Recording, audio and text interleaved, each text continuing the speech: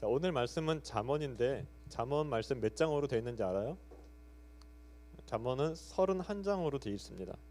그래서 하루에 한 장씩 읽으면 한 달 만에 읽을 수 있습니다. 그래서 성경 읽기를 시작하고 싶은 사람에게 가장 좋은 성경이기도 해요. 또 그 말이 그렇게 막 우리가 익숙한 그 속담들이 많기 때문에 많이 읽었습니다. 여러분들도 성경을 읽기를 원한다면은 오늘이 며칠이죠?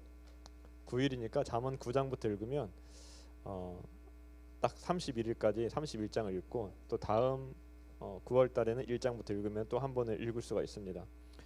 예전에는 이렇게 매일 한 장씩 잠언을 읽었습니다. 특히 여러분과 같은 고등학생들에게 많이 읽도록 그 부모나 누가 많이 시켰어요.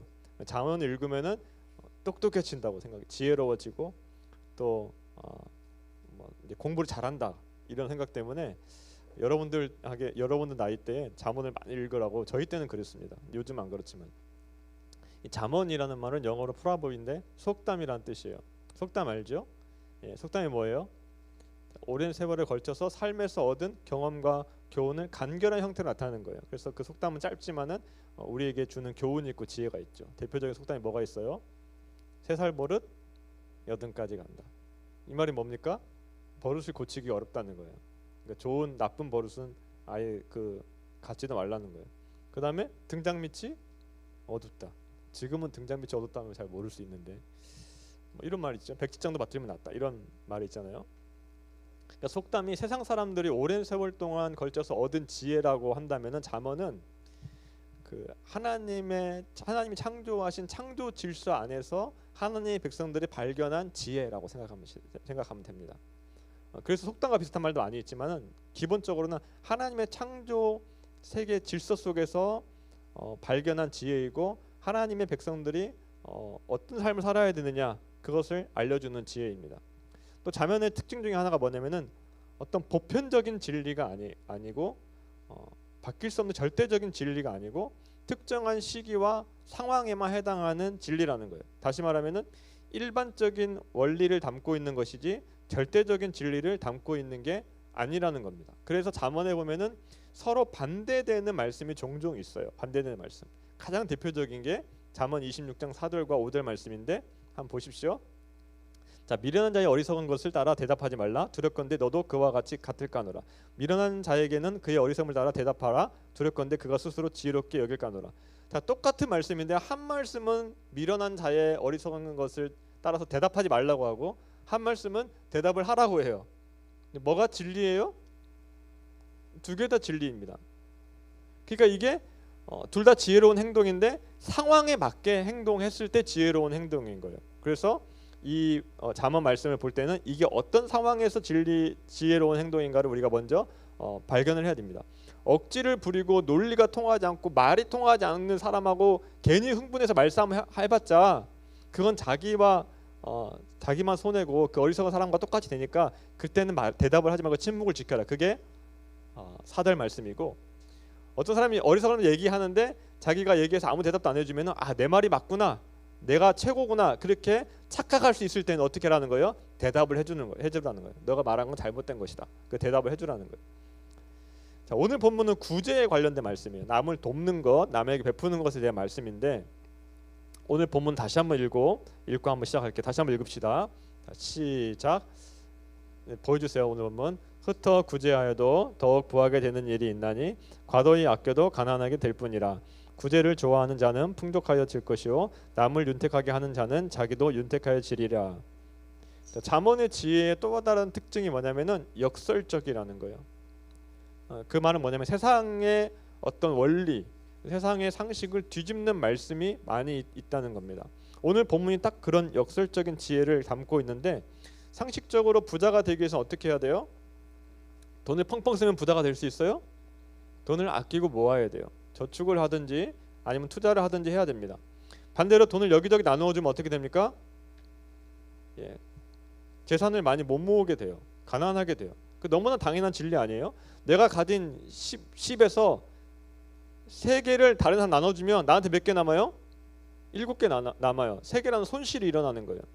근데 오늘 말씀은 이런 원리를 완전히 뒤집어 버립니다. 구제를 해도 부자가 될 수 있고 반대로 과도하게 전략을 해도 가난하게 될 수 있다는 거예요. 흩어 구제한다는 말은 적당한 금액을 기부한다는 게 아니라 자신의 소유를 세상을 향해서 아낌없이 나누어 주는 것을 의미합니다. 그냥 엄청 퍼주는 거. 우리말로 하면 퍼주는 사람은, 자기의 돈을 남에게 퍼주는 사람은 부유하게 된다, 그런 말입니다. 세상의 논리로 보면 이건 정말로 엉터리 논리예요. 경제적인 논리로 보면 나누어 주는데 부유해지고 악착같이 아끼는데 가난해진다니, 그거는 상식적이지 않죠. 구제를 하면 부자가 될 수 있습니까? 막 퍼주는 사람이 부자가 될 수 있어요? 보통은 아니잖아요. 구제를 하면은 재산이 줄어들고 재산을 모을 수가 없어요. 반대로 전략을 하면 가난하게 될 수가 있습니까? 뭐 전략을 해도 가난하게 될 수 있지만은, 그러나 부자가 되려면은 반드시 전략을 해야 돼요. 전략을 하고 저축을 해야 돼요. 그게 세상의 원리고 일반적인 상식이에요. 근데 성경은 어때요? 정반대의 원리를 말씀하고 있어요. 물론 이 말씀대로 구제를 많이 했는데 하나님의 은혜로 부유하게 되는 경우도 있습니다. 반대로 자기만을 위해서 재산을 모으는 사람이 가난하게 되는 경우도 있어요. 근데 그것은 일반적인 경우는 아닙니다. 아주 예외적인 경우예요. 대표적인 예외적인 경우가 그 경주 채부잣집 이야기 알아요? 경주 채부잣집 이야기? 자, 일반적으로 대부분의 지주들은 흉년 때 아주 그 어려운 처지에 있는 농민들의 땅을 사들여 가지고 재산을 불려 나가요. 땅을 팔 수밖에 없는 거지. 흉년 때 먹고 살아야 되니까. 그때 싼 값에 매입해가 재산을 불려가는데, 이 채부잣집 어떻게 했냐, 흉년에는 땅을 사지 말라고 그렇게 가온을 세웠습니다. 그리고 어느 정도의 재산이 되면은 나머지는 다 나누어 주라고 그런 규정을 세웠어요. 그래서 어느 정도 재산이 되면은 나머지는 다 소작인들에게 나눠주는 거예요. 농사짓는 사람에게 나눠주는 거예요. 그러니까 그런 소문이 나니까 일대의 주민들이 누가 땅을 팔려고 하면은 어떻게 얘기해요? 그 채부잣집에 가서 땅을 팔려고 그렇게 얘기하는 거예요. 그렇게 해서 채부잣집이 정말로 그 부자로서의 그런 유지를 할 수가 있었는 겁니다. 근데 이 이야기가 많은 사람들이 감동을 줘요. 감동을 주는데 왜 감동을 주느냐? 당연하고 흔한 사례가 아니기 때문이에요. 당연히 이 얘기 아니잖아요. 오히려 우리 현실에서 너무나 동떨어지고 찾아보기 힘든 예외적인 사례이기 때문에 많은 사람들에게 감동을 주는 거예요. 우리가 잠언을 읽으면서 해석할 때 주의해야 될 것이 뭔가 하면은, 잠언을 기계적인 인과응보의 공식으로 읽어서 안 된다는 거예요. 인과응보가 뭡니까?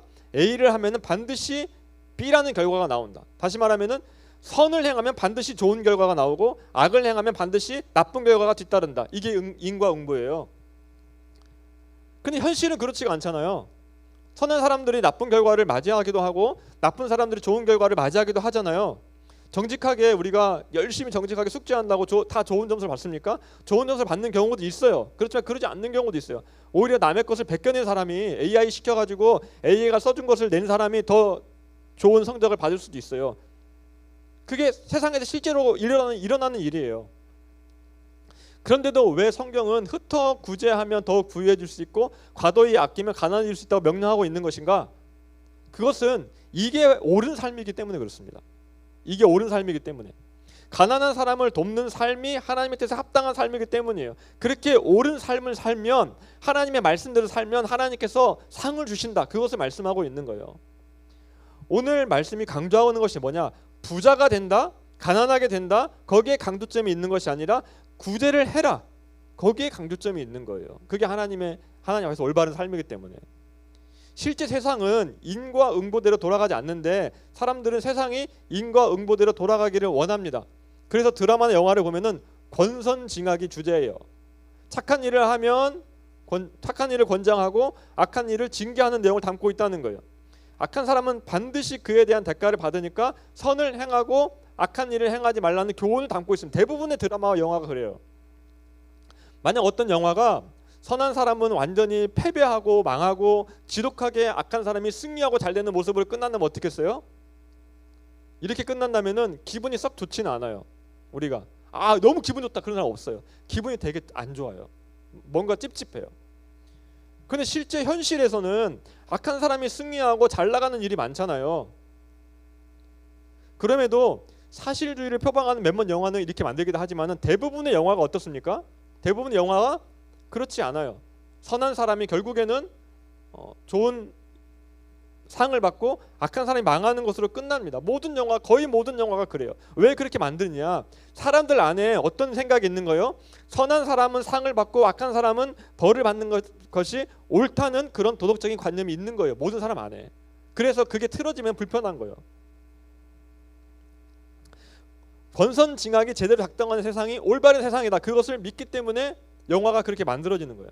그래서 현실은 그렇지 못하잖아요. 하지만 영화나 드라마에서는 권선징악의 내용을 담고 있는 거예요. 잠언의 말씀도 마찬가지입니다. 하나님의 나라는 구제하는 사람이 부유하게 되고 인색한 사람이 가난하게 되는 나라예요. 그런데 이 세상 어때요? 죄로 타락해 있습니다. 죄로 타락해서 그렇지 않은 경우가 더 많습니다. 그럼에도 불구하고 하나님 나라의 백성들은 하나님 나라의 원리를 따라서 구제하는 삶을 살라는 거예요. 그러면 하나님께서 복을 주시겠다는 겁니다. 어떤 사람은 이 세상을 살아가는 동안 하나님의 복을 받을 수 있어요. 그게 물질적인 복일 수도 있고 아닐 수도 있고, 어떤 사람은 천국에 가서 받을 수도 있어요. 분명한 건 뭡니까? 천국에 가면은 구제하는 삶을 사는 사람에게는 반드시 상이 있다는 거예요. 그래서 예수님도 뭐라고 말씀하세요? 너희 보화를 어디서 쌓으라고? 천국에 쌓으라고 얘기해요. 천국에 쌓으라고. 여기 쌓지 마. 여기 쌓으면은 다 없어지고 썩고 그런다고 하잖아요. 천국에 쌓으라고 그래요. 구제하는 삶이 복된 삶이기 때문에 하나님이 이런 약속을 주시면서 그런 삶을 살으라고 명령하는 겁니다.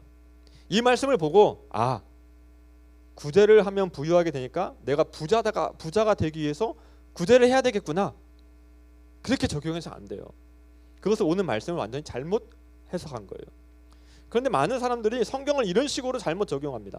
하나님의 말씀대로 살면은 성공하게 해주시겠지, 부자가 되게 해주시겠지, 주일 예배를 잘 드리고 내가 열심히 드리면은 좋은 성적을 주시겠지, 원하는 대학에 가게 해주시겠지, 이런 식으로요.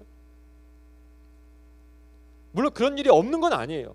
예전에 저희 때만 하더라도 예배를 잘 드리고 하는 저희 친구들은 다 좋은 데 갔어요. 그런 일이 안 일어나는 건 아니지만은, 그러나 자기가 원하는 것을 얻기 위해서 그런 식으로 말씀을 적용해서 안 된다는 겁니다. 이렇게 자기에게 득이 되는 복을 위해서 재물이라든지 돈이라든지 건강이라든지 성공 같은 것을 바라고 하는 신앙을 기복신앙이라고 얘기해요. 기복신앙. 이런 신앙은 잘못된 거예요. 앞에서 지혜를 얻기 위해서 수험생들이, 고등학생들이 잠언을 많이 읽었다고 했잖아요. 옛날에는 그렇게 권장하고 했다고 했잖아요. 잠언을 읽으면 하나님께서 지혜를 주세요. 우리가 잠언에서 삶을 살아가는데 필요한 지혜를 발견할 수 있어요. 그런데 단지 공부를 잘하기 위해서, 좋은 대학에 가기 위해서 이렇게 이기적인 목적으로 잠언을 읽는 것은 바람직하지 않다는 거예요. 잠언에서 말씀하는 궁극적인 지혜가 뭐냐? 하나님을 경외하는 것이 지혜의 근본이다, 이겁니다. 가장 근본적인 지혜가 뭐냐? 하나님을 경외하는 거예요. 하나님을 경외하는 거. 우리가 여호와를 경외하는 지혜를 얻기 위해서 잠언을 읽어야 하는 것이지, 공부 잘하는 지혜를 얻기 위해서, 성공을 위한 지혜를 얻기 위해서, 돈을 많이 벌기 위한 지혜를 얻기 위해서 잠언을 읽으면 그건 잘못된 거예요. 잠언을 읽으면 공부를 잘할 수 있다, 잠언을 읽으면 돈을 많이 벌 수 있다, 잠언을 읽으면 성공할 수 있다, 이런 목적을 읽으면 잘못된 거라는 거예요. 더 나아가서 이 잠언 말씀은 구약 시대 말씀이잖아요. 구약 시대에 기록된 말씀이에요. 구약을 살아가는 하나님의 백성을 대상으로 기록된 말씀이에요. 그래서 잠언은 우리가 신약적인 관점에서 다시 재해석을 할 필요가 있습니다. 오늘 보면 이스라엘 같은 경우는 마찬가지예요. 구약에서는 물질적인 복을 상당히 많이 강조했어요. 물질적인 복을. 왜 그런가 하면은 구약에서 하나님 나라를 구현하는 공동체가 이스라엘이라는 눈에 보이는 백성이었기 때문에 그렇습니다. 하나님께서는 이스라엘이 하나님 나라라는 것을 온 세상에 드러내기 위해서 이스라엘에게 복을 주신 거예요. 물질적인 복도 주시고 강하게 하기도 하시고 그렇게 하신 거예요. 단 이스라엘 백성들이 하나님 말씀에 순종할 때, 하나님이 아브라함과 이삭과 야곱에게도 막대한 부를 주셨습니다. 왜 막대한 부를 주셨어요? 이들이 하나님의 백성이라는 것을 주위에 있는 다른 민족들에게 드러내기 위해서, 보여주기 위해서 막대한 부를 주셨어요. 그런데 이걸 가지고 하나님이 아브라함에게 막대한 부를 주셨으니까 우리도 예수님 믿으면 막대한 부를 받습니다. 돈을 받습니다. 그렇게 설교하는 교회가 있습니다. 잘못된 거예요. 그 구약과 신약의 차이를 모르는 거예요. 신명기에도 보면은 하나님 백성들이 말씀에 순종할 때 받는 복들은 영적인 것도 있지만은 대부분 물질적인 복들이에요. 하나님 율법을 순종하면은 많은 재산을 얻게 될 것이다. 적은 군사로 많은 적을 이기게 될 것이다. 이스라엘이 나라가 경제적으로 군사적으로 부강하게 되고 또 백성을 많은 백성을 이루게 되고 정말로 물질적인 부강한 복을 받게 될 것이다. 그렇게 돼 있습니다. 자, 그거는 구약적인 상황을 반영하고 있는 거예요. 구약적인 상황은. 오늘 본문도 구약적인 상황을 반영하고 있는 겁니다. 구약에 살아간 하나님 백성들이 하나님의 말씀대로 구제하고 다른 사람을 돕는 삶을 살면 하나님께서 부유하게 해 주십니다. 그리고 반대로 인색하게 하는 사람들은 가난하게 하십니다. 그게 성경에 많이 나와 있어요. 학계에도 보니까 학계 시대에 살아가는 백성들이 가난했어요. 아무리 열심히 농사를 지어도 농사가 잘 안 돼요. 아무리 지갑에 돈을 채워도 지갑이 줄줄 새요. 왜 그러느냐? 하나님의 말씀을 지키지 않았기 때문에. 하나님께서 명령하신 성전을 건축하라는 명령을 하지 않았기 때문에 그렇게 했다고 얘기합니다. 구약 시대를 살았던 하나님 백성들에게는 이 말씀이 일반적으로 적용돼요. 하지만은 우리가 사는 신약 시대는 어때요? 신약 시대에 하나님 나라는 눈에 보이는 나라가 아닙니다. 눈에 보이는 나라가 아니에요. 영적인 나라예요. 예수 그리스도를 믿는 하나님의 백성의 공동체가 하나님 나라예요. 그리고 신약 성경에서 말씀하는 복은 영적인 복입니다. 영적인 복. 강조하는 복이 영적인 복이에요. 물론 우리가 가진 모든 것들이 하나님의 은혜로 주어진 복이라고 볼 때 물질적인 것도 포함이 되긴 하지만은 구약에서 말하는 것과는 달리 신약의 물질적인 복은 모든 그리스도인이 받는 필수적인 복은 아니에요. 보편적인 복은 아니라는 거예요. 신약의 하나님 백성들이 누리는 보편적인 복은 뭐냐? 영적인 복입니다. 영적인 복. 우리가 이 구약의 복과 신약의 복에 근본적인 차이가 있음을 알고 이 말씀을 읽어야 돼요. 그러니까 이 4절 말씀은 구제를 많이 하면 물질적인 복을 받을 것이라고 말씀을 하고 있어요. 근데 이것을 신앙을 하는 우리에게 적용할 때는 문자 그대로 적용하면 안 되고 구제를 많이 하면 복을 받는데 어떤 복을 받는 거예요? 보편적으로 영적인 복을 받는 거예요. 영적인 복을. 물론 물질적인 복을 받는 사람이 전혀 없는 것은 아니에요. 아니지만은 일반적으로는 보편적으로는 영적을 복을 받는다. 그렇게 적용을 해야 된다는 거예요. 하나님께서는 우리가 하나님 말씀대로 순종할 때 가장 행복한 삶을 살도록 창조를 하셨어요. 그렇게 창조를 하셨어요. 오늘 말씀에 직접적으로 적용을 해보면 우리가 가난한 사람을 구제하고 섬기는 삶을 살 때 가장 행복한 삶을 살 수가 있다는 겁니다. 그래서 예수님께서도 뭐라고 말씀하시느냐? 주는 것이 받는 것보다 복이 있다. 다시 말하면 주는 것이 받는 것보다 행복하다. 그렇게 말씀하세요. 나누어 주는 삶이 훨씬 더 행복하다는 거예요. 이거 예수 믿지 않는 사람들도 마찬가지예요. 기부를 많이 하는 사람도 있잖아요. 기부를 많이 하는 사람들. 그 사람들이 하는 말이 뭐예요? 기부를 많이 하는 사람들이 공통적으로 하는 말이 기부를 많이 하니까 행복하다는 거예요. 자기 삶이. 행복하다는 거예요. 근데 이 말씀이 놀랍게도 최근에 많은 연구 결과를 통해서도 증명이 되고 있는데 연구 결과가 너무 많아요. 한 연구에 따르면은 꾸준히 수입을 기부하고 자원봉사를 하는 사람들은 그렇지 않은 사람들에 비해서 훨씬 더 높은 비율로 행복감을 느낀다고 그럽니다. 우울증 발병률도 낮다고 그래요. 반대로 자신에게만 집착하고 이기적이고 비관대한 태도를 보이는 사람들은 보니까 미래에 대한 불안감을 증가시키고 자신을 육체적으로 정신적으로 피폐하게 만든다고 그래요. 그러니까 우리를 창조하신 하나님께서 우리가 다른 사람을 섬기고 다른 사람에게 베풀 때 행복을 누리도록 우리의 몸과 영혼을 설계해 놓으셨다는 거예요. 그래서 돕는 삶이 복된 삶인 거예요. 그래서 주는 삶이 훨씬 더 행복한 삶이라는 거예요. 제가 이 말씀을 준비하면서 우리나라 속담 중에서 구제에 관련된 거, 나눔에 관련된 속담을 찾아봤는데 그런 속담이 없어요. 어떤 속담이 있느냐? 가난 구제는 나라도 못한다. 이 말이 뭡니까? 가난 구제가 그만큼 힘들고 힘든 일이니까 가난 구제 너희들이 할 필요가 없다 이거예요. 너무 그거 하려고 노력하지 말라는 거예요. 더 심한 말씀, 이런 말씀입니다. 가난 구제는 지옥의 늪이다. 가난 구제는 지옥의 늪이다. 그러니까 가난을 구제하는 것은 지옥에 떨어지는 것이나 마찬가지라네. 너가 가난한 사람들을 구제하다 보면은 어떤 결과를 맞게 되냐? 너 정말 고생하고 너가 가난하게 된다. 그런 속담만 있어요. 근데 성경은 일관적으로 뭐라고 얘기하느냐? 가난한 자에 대해서 관심을 가지고 있습니다. 그래서 가난한 사람들을 구제하라고 얘기해요. 가난한 사람들 구제하라고 얘기해요. 구약 성경이든 신약 성경이든 전부 다 잠언 말씀뿐만 아니라 모세오경에도 보면은 가난한 사람들과 소외된 사람들에게 관심을 가지라고 얘기합니다. 그래서 20분의 1조를 떼가지고 가난한 사람 도와주라고 얘기하고요. 추수를 하다가 밥 모퉁이에 이삭이 남으면은 가난한 사람들을 위해서 그것을 꺾지 말라고 남겨두라고 얘기해요. 신약 성경도 마찬가지입니다. 가난한 사람들을 도우라는 얘기가 너무나 많이 했어요. 초대교회 때 어땠어요? 초대교회 때 예루살렘 교회 때 가진 사람들이 자기의 물질을 자발적으로 내놓아서 가난한 사람들에게 주었습니다. 성경은 가난한 사람들에게 관심을 가지고 있고, 또 성경은 이 땅에 있는 가난한 사람들 누가 책임져야 되느냐? 교회가 책임져야 된다. 하나님의 백성들이 책임져야 된다. 그렇게 말씀하고 있습니다. 우리가 여러분들이 삶에서 구제를 실천하고 있어요? 누군가 도와주는 그게 있습니까? 경제적으로 독립하지 않았으니까 뭐 거창한 금액을 기부하는 건 어려울 수 있어요. 하지만 지금부터라도 작은 금액이라도 어려운 이웃을 위해서 기부할 수 있기를 바랍니다. 어느 한 단체를 정해가지고 뭐 정기적으로 기부할 수도 있겠죠. 근데 그게 이제 그러려면 한 적어도 10,000원은 기부를 해야 돼요. 제가 찾아보니까 적어도 10,000원은 기부를 해야 되더라고. 보통은 뭐 3만 원, 5만 원 정도 기부를 해야 돼요. 근데 그게 어렵다면은 화면을 보여주세요. 네이버에 가면은 해피빈이라고 있습니다. 해피빈. 해피빈 알아요? 해피빈? 화면 한번 보여주세요. 네이버에 해피빈이라고 치면은 거기에 우리의 도움을 필요로 하는 수많은 기관과 수많은 사람이 있어요. 저도 가끔 가서 여기를 딱 보면서 기부를 하는데, 여러분들이 오늘 집에 가서 반드시 실천하십시오. 다만 이거 몇백 원도 할 수 있어요. 몇백 원도. 100원도 할 수 있어요.